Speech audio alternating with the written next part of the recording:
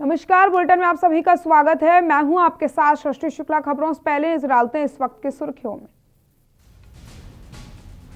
उत्तराखंड विधानसभा अनिश्चितकालीन के लिए स्थगित। आखिरी दिन भी विपक्ष ने उठाए कई अहम मुद्दे। 4 दिन तक चला विधानसभा सत्र। 4 दिन के 9 घंटे से अधिक चले सत्र में सरकार ने अपना काम संख्या बल कम होने पर आसानी से निपटाया। दो पक्ष ने नियम 58 को बनाया हथियार।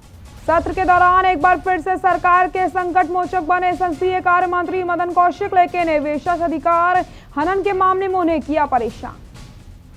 हरिद्वार में मासूम बच्ची के साथ हुए दुष्कर्म के मामले में पोस्टमार्टम रिपोर्ट में हुआ खुलासा। पहले दुष्कर्म फिर गला दबाकर की गई मासूम की हत्या। देहरादून में कम होने का नाम नहीं ले रहे कोरोना के संक्रमण। 436 नए संक्रमित मिले तो वहीं 11 की हुई मौत। मरीजों की संख्या 86,000 के पार। राजधानी देहरादून में सामान्य बसों की अपेक्षा लोगों को महंगी पड़ेगी बसों की सवारी। न्यूनतम किराया 7 के बजाय 10 रुपए निर्धारित। आप देख रहे हैं के न्यूज, खबरों का सारथी। रुक करते हैं खबरों का। आपको बताते चले खबर देहरादून से, जहां पर उत्तराखंड विधानसभा का 4 दिवसीय शीतकालीन सत्र संपन्न हो चुका है।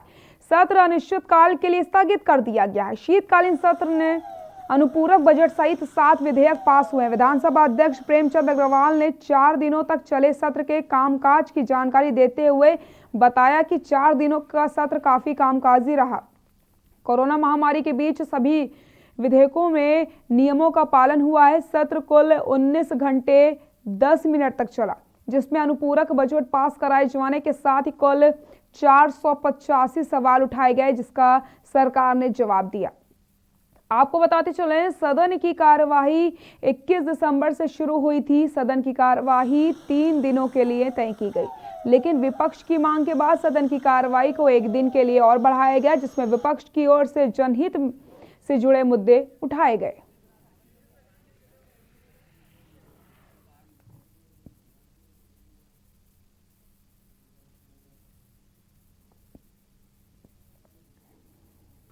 देखिए, आज हमारा विधानसभा का सत्र संपन्न हो गया है और आपको सबको पता ही है कि 21 से 23 तारीख तक का ये सत्र पहले घोषित किया गया था, लेकिन 1 दिन और बढ़ाया गया। तो मैं कह सकता हूँ कि ये सत्र हमारा कामकाजी सत्र रहा। और इसमें जो एक बड़ी बात मैं कह सकता हूँ कि जब शुरुआत हमने की तो योग से की, और योग से करने का परिणाम ये निकला कि पूरे 4 दिन बड़े हास परिहास के और सुंदर वातावरण में हमारा ये सत्र संपन्न हुआ। उत्तराखंड विधानसभा के शीतकालीन सत्र के चौथे दिन की भी हंगामेदार शुरुआत हुई। विपक्ष ने सदन से सड़क तक सरकार को घेरने की रणनीति बनाई थी। इसी के तहत कांग्रेस प्रदेश अध्यक्ष प्रीतम सिंह के नेतृत्व में कांग्रेस विधायकों ने बढ़ती महंगाई के विरोध में जमकर विरोध प्रदर्शन किया। प्रदर्शनकारी रसोई गैस, पेट्रोल, डीजल के बढ़ते दामों से नाराज हैं। वहीं पत्रकारों से बातचीत में प्रीतम सिंह ने कहा कि सत्ता में आने से पहले बीजेपी बहुत ही महंगाई की मार का नारा देती थी, लेकिन सत्ता में आने के बाद बीजेपी सरकार के राज में लगातार महंगाई बढ़ रही है, लेकिन सरकार कोई कदम नहीं उठा रही। आज पेट्रोल, डीजल, रसोई गैस, फलों और सब्जियों के दाम लगातार आसमान छू रहे हैं, जिसके विरोध में कांग्रेस ने विरोध प्रदर्शन किया है।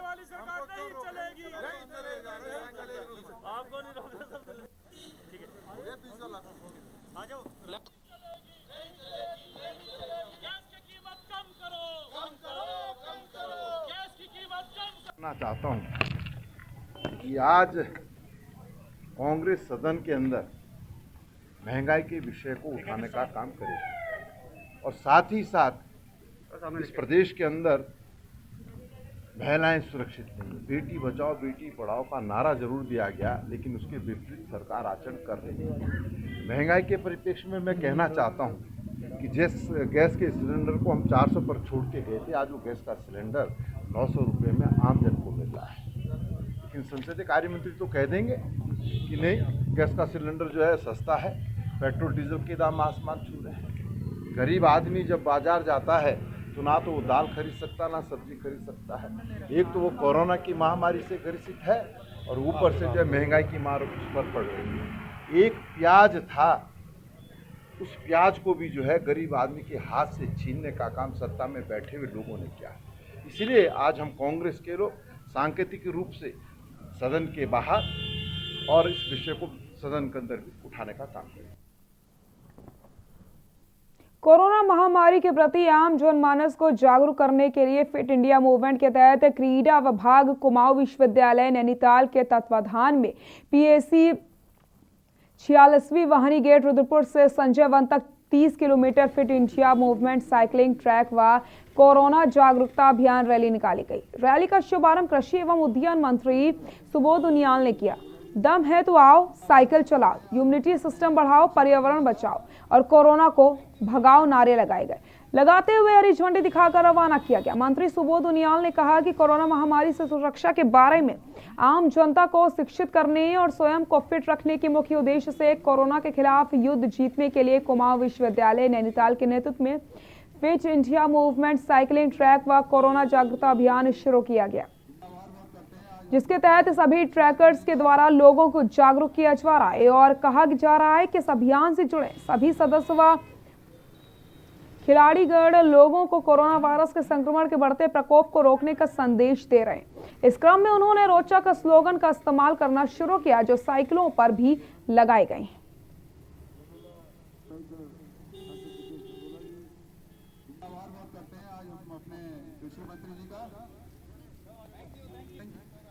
विश्वविद्यालय ने कोरोना के प्रति जन जागरण के लिए ताकि जनता जागरूक होकर के इस महामारी पर इस जंग को जीत सके, उसके लिए लोगों को भारत सरकार की एडवाइजरी के साथ साथ किन चीज़ों को अपनाना चाहिए, इसके लिए ये 16वां साइकिलिंग ट्रैक इन्होंने आज प्रारंभ किया है। और ये बहुत प्रशंसनीय काम है कि बच्चे समाज के प्रति अपनी जिम्मेदारी का एहसास करते हुए ये हमारी टीम जिसमें कोऑर्डिनेटर एडवोकेट भूपेश दुमका, राजेंद्र कुमार, नवनीत रॉय, सूर्य प्रकाश जलाल, धीरज ऋषिपाल चौधरी और सीनियर खिलाड़ी इसमें भाग रहे हैं। कई राष्ट्रीय और अंतर्राष्ट्रीय खिलाड़ी से प्रतिभाग कर रहे हैं और लगभग हमने 850 किलोमीटर की यात्रा कर ली है साइकिल से। और हमारा मुख्य उद्देश्य है कि सभी को कोरोना काल में सबको स्वस्थ रखना और इसका हमारा नारा है दम है तो साइकिल चलाओ, पर्यावरण बचाओ, इम्यूनिटी सिस्टम और कोरोना को भगाओ।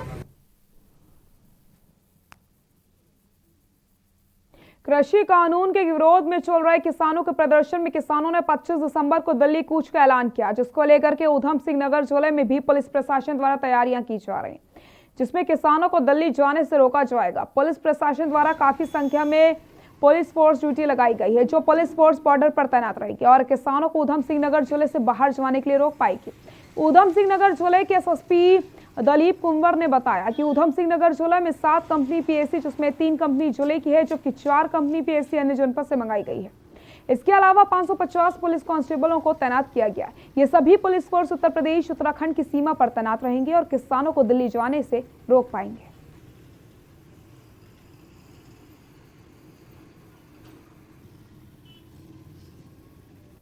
पुलिस बल नियुक्त किया है। 7 कंपनी 1.5 सेक्शन हमारी पीएसी रहेगी। उसके अलावा जनपद से भी जो हमारा पुलिस बल है और फिर हमको पोस्ट बाहर से मिला है, तो सब लगा करके हमारे पास पर्याप्त पुलिस बल है।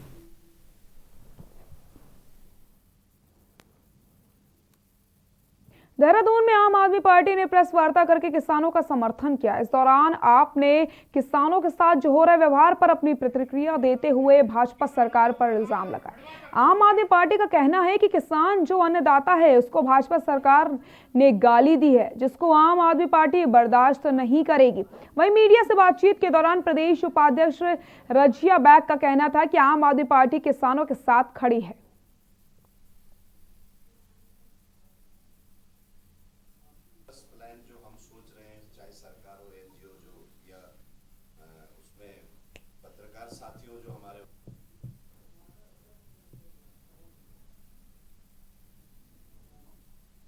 आप लोगों को जानकारी है इस चीज़ की सभी को कि आज किसानों के आंदोलन को पूरे देश में किसानों ने आंदोलन क्या हुआ है और जिस तरीके से 3 कानून बनाए सेंट्रल गवर्नमेंट ने और किसानों को इस बात में झोंक दिया एक तरह से कि आप या तो सड़कों पे मरे रहें या आप कानूनी लड़ाई के लिए तैयार रहें। सबको जानकारी है कि किस तरीके से केंद्र सरकार के बड़े बड़े नेता मंत्री और ना जाने किस किस तरीके से किस गालियों से खालिस्तानियों से कह के उन्हें आतंकवादियों तक पहुंचा दिया कहते कहते।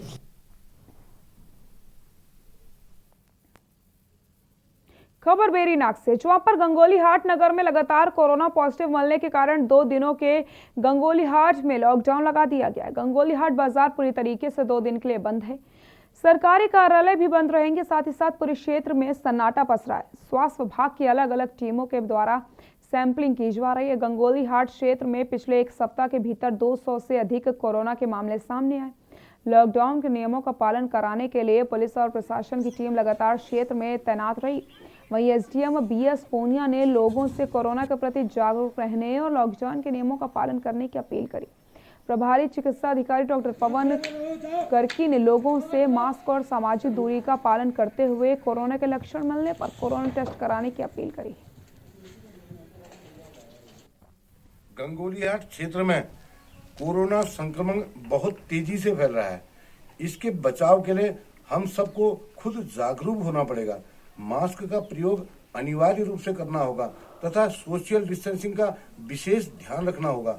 इसके अलावा जो शादी ब्याह अन्य उत्सव होते हैं उनमें कम से कम लोगों को आमंत्रित करना होगा, अन्यथा ये रोग बढ़ता ही जाएगा और इसके घातक परिणाम सामने आएंगे। डोईवाला में लॉकडाउन के कारण इस वर्ष डिग्री कॉलेजों के काफी संख्या में छात्र फेल हुए हैं, जिस वजह से नाराज छात्रों ने कॉलेज के गेट पर धरना देकर मांग उठाई कि जिन विषयों में छात्र फेल हुए हैं उनकी परीक्षा दोबारा से करवाई जाए, क्योंकि जिस प्रकार से कोरोना महामारी की वजह से हुए लॉकडाउन के कारण कक्षाएं बाधित रहीं और इस बार की परीक्षाएं भी नई तरीके से कराई गई हैं, जो कि छात्रों पर भारी पड़ रही है। इस संबंध में एनएसयूआई छात्र संगठन और छात्रों की कॉलेज प्रशासन से वार्ता हुई, जिसके बाद छात्रों ने अपना धरना प्रदर्शन समाप्त किया।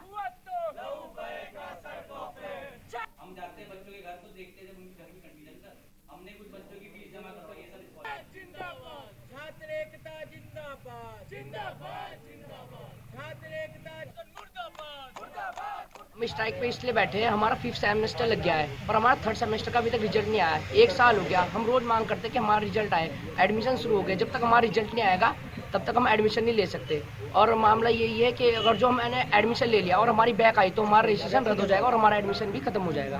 होता है बच्चा जब एडमिशन लेता है तो उसकी डिग्री मिलने के लिए, तो इस दौरान जो कमी बेसी रह गई है, हम बच्चों से उनकी एप्लीकेशन मांग रहे हैं और तुरंत आज ही हम लोग ये एप्लीकेशन भेजने वाले हैं। आइंदा आप लोग बिल्कुल आइएगा कभी। पहले भी ऐसे केसेस हुए हैं और हम लोगों ने वो काम कराए हैं और हम इससे अवगत हैं, इसमें कोई चिंता की बात नहीं। हम लोग पर्यटन के लिए विख्यात सरोवर नगरी में ईसाई धर्म का विशेष इतिहास रहा। क्रिसमस के मौके पर अगर बात की जाए गिरजाघरों की, तो कम ही लोग जानते हैं कि सदर्न एशिया का पहला मेथोडिस्ट चर्च केवल नैनीताल में मौजूद है, बल्कि इस शहर में कई ऐतिहासिक चर्च और चैपल मौजूद हैं। लिहाजा इस शहर को चर्च का शहर भी कहा जाता है। अपने ऐतिहासिक महत्व के चलते नैनीताल के चर्च लोगों की आस्था और पर्यटन का मुख्य केंद्र बनते हैं। नैनीताल पहुंचने वाले विदेशी सैलानियों के साथ साथ भारतीय सैलानियों के लिए मेथोडिस्ट चर्च तो प्रार्थना के लिए पहली पसंद रहता है। इसके अलावा शहर के अन्य चर्च भी लोग पहुंचते हैं। खासकर क्रिसमस के समय नैनीताल के चर्च में बड़ी संख्या में श्रद्धालु पहुंचते हैं।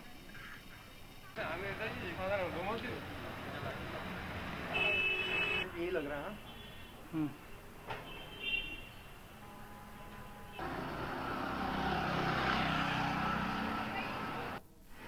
1841 आप ये कह सकते हैं कि नैनीताल में जिसको हम कह सकते हैं बसासत जो है वो शुरू हुई थी, और 1844 में सेंट जॉन्स जो चर्च है उसके लिए फाउंडेशन स्टोन जो है उसकी नींव डाली गई थी। 1846 में ये इमारत जो है सेंट जॉन्स की बनी और 1848 में यहाँ इसका अभिषेक किया गया। तो आप इस तरह से कह सकते हैं कि जो पहला और सबसे पुराना चर्च जो है कुमाऊँ का वो है Saint John's in the Wilderness, जो हाई कोर्ट के पास है। अच्छा, इस चर्च का निर्माण 1868 में हुआ था और उसके बाद चर्च छोटी थी, इसलिए 1907 में जो अभी खड़ी है इस चर्च को बनाया गया है। और ये इटली के उस स्ट्रक्चर के अनुसार बनाया गया है आप लोग चर्च को अंदर भी आप देख सकते हैं किस प्रकार बनाया गया है और बाहर पूरा का पूरा पत्थर से बनाया गया है। यहाँ रुकते हैं छोटे से ब्रेक के लिए, जल्द हाजिर होते हैं।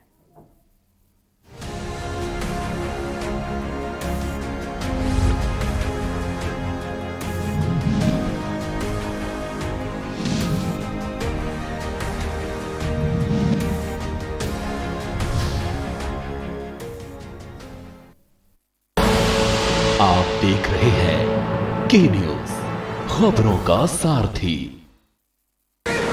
Here, gravity and physics don't call the shots, and sound travels slower than you.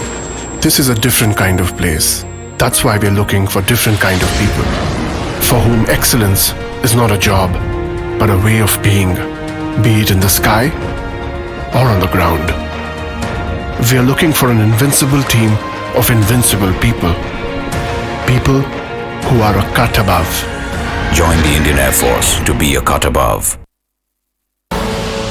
आप देख रहे हैं के न्यूज, खबरों का सारथी।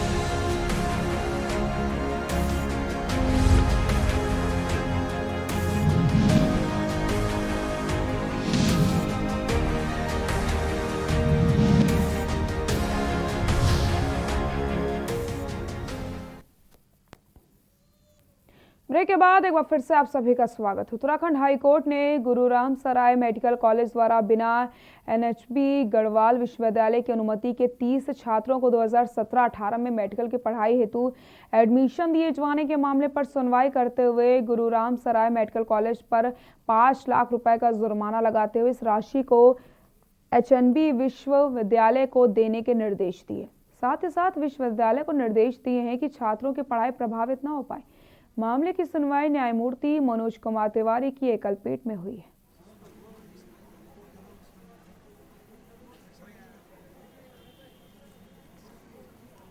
University decline to give retrospective affiliation, उसको इंस्टीट्यूशन ने ऑनरेबल कोर्ट के सामने चैलेंज किया था।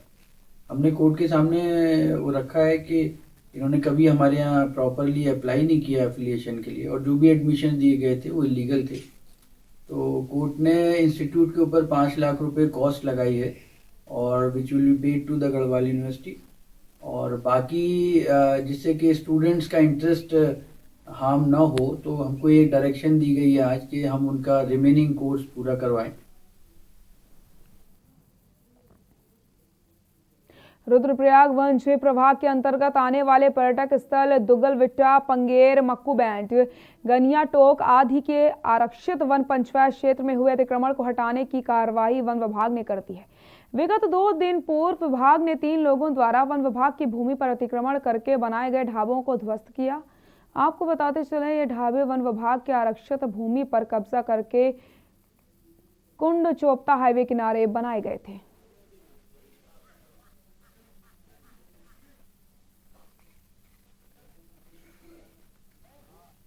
माननीय उच्चतम न्यायालय उत्तराखंड ने जो आदेश दिए थे 2018 में, उसी के आदेशों के अनुसार हम डीएफओ साहब ने यहाँ आदेश दे दिए हैं निलंबन की। उसके बाद जब ये हटा दिए जाएंगे, जब आदेश वहाँ से पारित हो जाएंगे, जैसे हमारे पास आएगा उसके बाद 10 दिन का टाइम देने के बाद हम इनको तोड़ देंगे। तो अतिक्रमण हुई है, जब से मैं यहाँ आया हूँ तब से बीच में तो तोड़ ही रहा हूँ, लेकिन कल रात को मैंने जेसीबी से 3 अतिक्रमण तोड़े हैं, 3 ढाबे।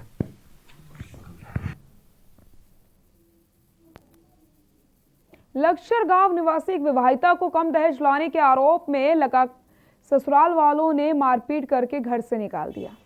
पुलिस को तहरीर देने के बाद भी कोई कार्रवाई नहीं हुई। कार्रवाई न होने पर विवाहिता ने जिलाधिकारी को प्रार्थना पत्र देकर ससुराल वालों के खिलाफ कार्रवाई की मांग करी।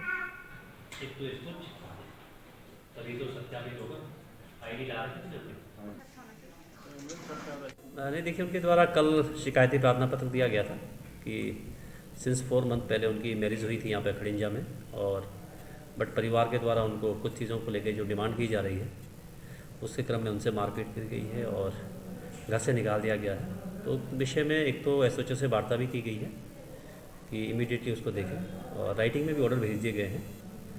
बाकी जो भी चीज़ें हैं उसमें पुलिस के द्वारा उसमें कार्रवाई की जाएगी और उसको पुनः एक बार चेक भी करवाया जाएगा।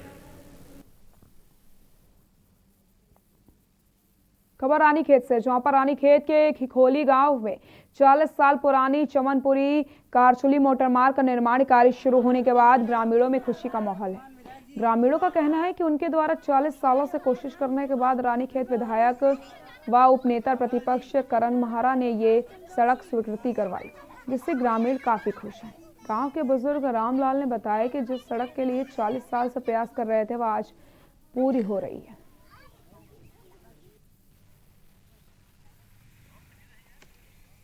हमारे ये मोटर मार्ग से बहुत पहले से प्रयास था, तो होते करते हमने अपने विधायक साहब महाराज जी को भी रिक्वेस्ट किया, आपने और रावत जी को भी सम्मानित किया, जब उन्होंने हमारा मान बढ़ा दिया। तहे दिल से आज मीडिया का यहाँ आभार व्यक्त करता हूँ पहले तो सर्वप्रथम, और हमारे माननीय विधायक करण महाराज जी का आज़ादी के बाद जो हमारा सपना था आज उन्होंने पूरा। मेरी ताऊ जी का एक सपना था कि मेरे खिखोली गांव मोटर मार्ग से जुड़े, तो आज उनका सपना साकार हुआ। हमारे बच्चों की उज्जवल भविष्य की कामना करते हुए मैं आप लोगों का तहे दिल से आभार व्यक्त करता हूँ।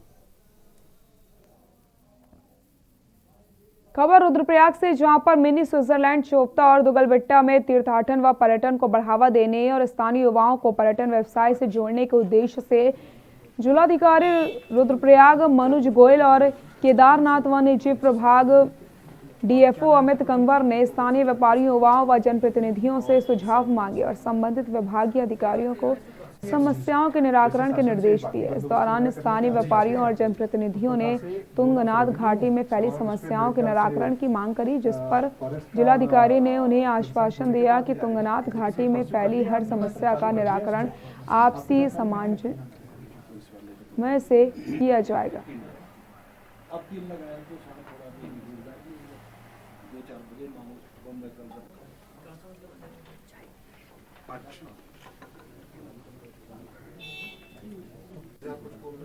हमें जो स्थानीय लोग हैं उनके साथ में वार्ता हुई और उससे निर्णय हुआ कि यहाँ पे जो मूलभूत सुविधाएं हैं जिसकी कमी है उन सबको जो है वन विभाग के जो नियम है हमारे उन नियमों के अंतर्गत है उनको विकसित किया जाएगा। हमारा एसपी साहब का, डीएफओ साहब का और बाकी अधिकारियों का एक दौरा रहा है। कुछ न्यू ईयर की जो यहाँ पे भीड़ काफ़ी लग जाती है उसकी व्यवस्थाओं पर देखने का, जो अन्य यहाँ पे लाइन डिपार्टमेंट से संबंधित जो सुविधाओं के संबंध में जो व्यवस्थाएं हैं उसके संबंध में, तो कुछ बिजली पानी के इश्यूज़ हैं और बाकी सारे जितने भी इश्यूज़ हैं उन सभी के संबंध में आज यहाँ पे बात करी गई है। खबर देहरादून से, जहां पर हरिद्वार में 11 साल की बच्ची के साथ रेप के बाद हत्या के मामले को विपक्ष ने सदन में भी उठाए, जिसके बाद संसदीय कार्य मंत्री मदन कौशिक ने इस मामले पर बड़ा ऐलान किया। मदन कौशिक का कहना है कि आरोपियों को किसी भी सूरत में बख्शा नहीं जाएगा। फरार आरोपी को पकड़ने के लिए पुलिस की एक टीम गठित की गई और साथ ही साथ फरार आरोपी को पकड़ने के लिए 1 लाख रुपए की घोषणा की गई है सरकार की तरफ से। मीडिया से बात करते हुए मंत्री मदन कौशिक ने कहा कि आरोपियों के लिए फांसी की सजा भी कम है और घटना को अंजाम देने वाले मुख्य आरोपी को गिरफ्तार कर लिया गया है और फरार आरोपी को भी जल्द गिरफ्तार कर लिया जाएगा।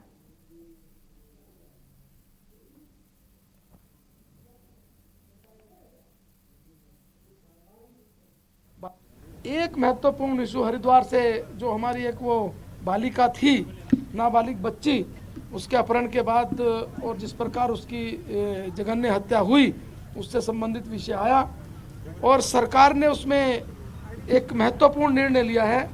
डीआईजी गढ़वाल की अध्यक्षता में एक कमेटी, एक निर्देशन में इसकी जांच कराई जाएगी और केवल जांच ही नहीं कराई जाएगी अपितु जब तक वो दरिंदे फांसी पर नहीं चढ़ेंगे तब तक न्यायालय में पैरवी भी यही कमेटी करेगी। दूसरा, फास्ट ट्रैक कोर्ट के लिए इसकी कार्रवाई तत्काल की जाए। तीसरा, हमने कहा कि जो एक दरिंदा भागा हुआ है उस पर जो 20,000 का इनाम था उसे बढ़ाकर 1 लाख रुपए किया गया है। तो आज ये भी सरकार ने निर्णय लिया है। प्रदेश में चरमरा गई है और जो हरिद्वार में 9 साल की बच्ची के साथ बलात्कार और उसके बाद हत्या हुई है, ये एक मोहल्ले के भीतर हुआ है जहाँ पर सभी लोग थे। तो इस पर उसके बाद फिर पुलिस के लगभग उसको ये कहेंगे कि पुलिस के सामने से एक मुलजिम भाग जाना।